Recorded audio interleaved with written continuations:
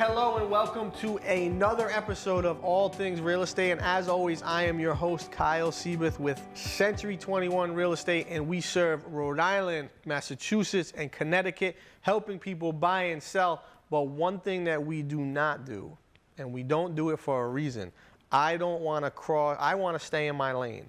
We do not do any property management. So I have with me today two young women who do a phenomenal job in property management, but more specifically, we want to talk to them about single room occupancy property management because I think it's a great niche. But let me let them introduce themselves first.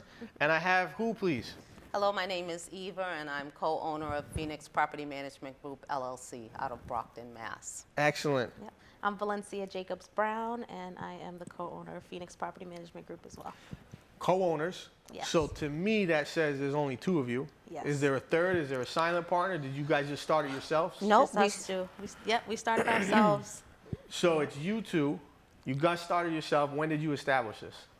It was October of 2019 Okay. that we went and got our, Business set up. yep, we set up our business, and then during the height, so we were getting everything together, and then of course the pandemic hit.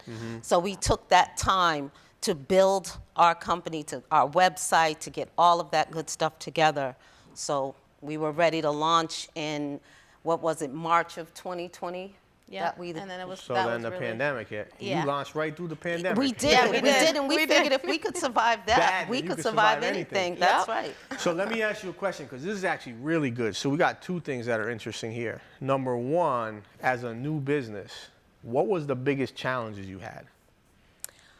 I think the biggest challenge for me was people taking us seriously as a business, honestly, because we're new, you know, and people figure if you're new to the game, you might not know your stuff, even though I have 20 years experience in commercial property management. So, but you're coming into a new business and they don't know the person behind the business. So that was where I found the challenge to be.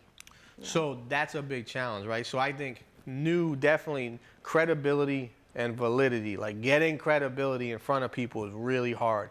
When there's a million different companies they can choose from, there's a million different people they may or may not know. How do you differentiate yourselves, right, as Phoenix Property Management versus everybody else? And I think that's the hard part. So what, I'm gonna ask you, why property management? What was it? Well, I'm a realtor. Okay. So I started off on the real estate side, which Okay. I'm still in, and I seen the need with some of my clients who were first-time home buyers, but they were buying investment properties. And it was a lack of information. They didn't know what to do. They didn't know how to go about collecting rents properly and handling their properties. So I knew with her experience and my experience, together we could create this great company that where we're giving people what they need buying these investment properties as new owners into the market. So I would second that. I think you get a lot of people that want to buy multis, but they don't know what They the don't heck, have a clue. They don't know what the heck's going on. I met with a woman this week or last week, right? And she was so worried that there was a 4-unit and 2 units were vacant, 2 units were occupied, okay? So one of the tenants was a little dirty. It was kind of like cluttered. It was not clean. She was so worried about getting the tenant out before she closed. I stopped her. I said, "Hold, pump your brakes." Right. I said, "If that bothers you this much, Don't. you can't. Don't buy this. Don't do it. Buy this property. You Yep. can't buy it. You have to let this go." Yeah. She's like, "Why?" I'm like, "Because you can't handle it. If you can't handle that, you Right. definitely can't handle owning this unit for more. Like, we didn't even get started yet. You didn't Exactly. even. You didn't even close on it yet. Right. You don't even own it, and Yep. you're so worried about this person being out." So at the end of Yeah. the day, I second what you said. That really, realistically, people are not educated in the process, and property managers are definitely needed. But Yes. spin it around, you kind of took this to another level, maybe by accident. You now do single room occupancy property management. If I'm a 5-year-old kid, tell me what that means. Well, what it means is it's individual. So let's say there's a house and there are 10 individual rooms. You've got 10 individual leases, Yeah. if you will. A lot of them are tenant at will, and there is a high turnover, but each person individually, their unit is looked at as each separate lease and property, and that's how we manage it individually, even though it's one building. So we have one building. Yep. Let's say we have one building and there's 10 bedrooms in the building. How many people can you get in that building? By law in Massachusetts. I would say 20 because you can Two get people to in a a room. Yeah, room. yeah, it could be a couple So situation, you're a getting couple. 20. You're getting 20 people in a 10-bedroom unit. Yep. You're managing 20. It's like owning 20 units, right? So that's like a 20 unit, right? Potentially.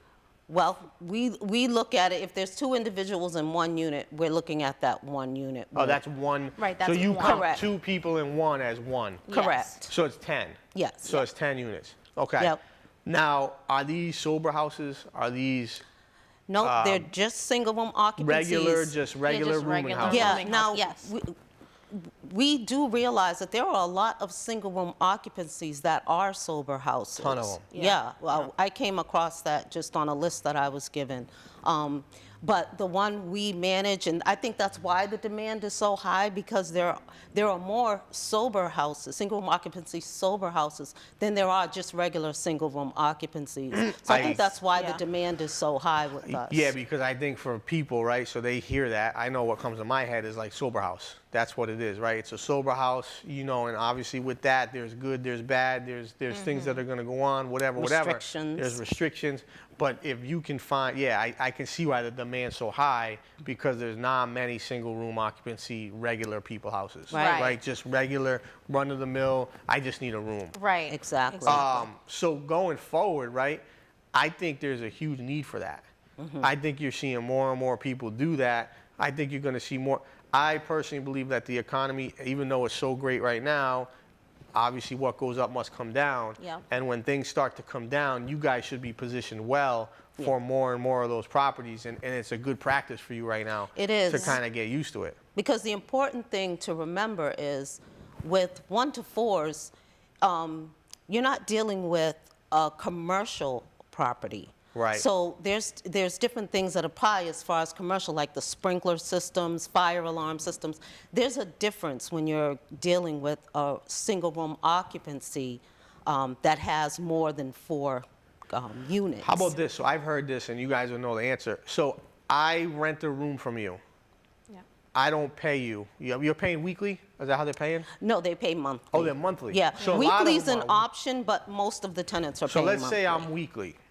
I'm on a month-to-month with you. I'm like, I'm not paying this week. How hard is it? Is it the same? Is it the same process of eviction? It is. Yep, It is. same It's just process. as difficult So to it's get a just as single hard. room Difficult to get occupant Because out. I was talking to someone who had a sober house in Rhode Island, and he said his lease, the way it's written up, if they don't pay, the cops come and get rid of them. Really? Not in Wow. Mass. Yeah. So in Mass, it's That totally hasn't different. been our experience. So Yeah. you guys still have to go through the whole process. 14-day the notice. termination, the Yep. 14-day demand, the 5-day demand, the notice, all that sort of stuff. And Mass is hard to evict. Yeah, and especially now with With this the with the pandemic. moratorium in place, people are kind of just freeloading because do you whatever can't they do nothing. want. They know you Yeah. can't get them evicted, so Right. it's just like It's probably the hardest time to be a property manager. yeah, Yeah. Evictions on moratorium, people don't have to pay. They're getting, some people are getting stimulus, and some people, granted, don't pay because they can't, and that's a terrible situation, and we don't want anybody in that situation. But it's the ones that take advantage that's Right. unfortunate. Exactly. They get the stimulus, and instead of doing that, they're buying Bitcoin, or they're buying Dogecoin, or they're buying whatever. You know what I mean? Like, they're out Yeah. there spending it on other stuff. That's And true. I say it facetiously, but it's reality. Yeah, Like, that's the it real really truth. is. It And really our is. experience has been that there's a good amount of tenants who are serious about having a roof over their heads Yeah. and have been good about paying. You know, like you said, there are a few bad apples who just No matter wanna, what, but that's you the know, process. live Yeah, for free. exactly, But that's the that's process. anywhere, correct? That's like, no matter if I own a 3-unit, one may not pay. Right. It is what it is. Right. But at the end of the day, to your point, I think it's important that people understand, if you can't handle that, don't buy an investment property. Yeah.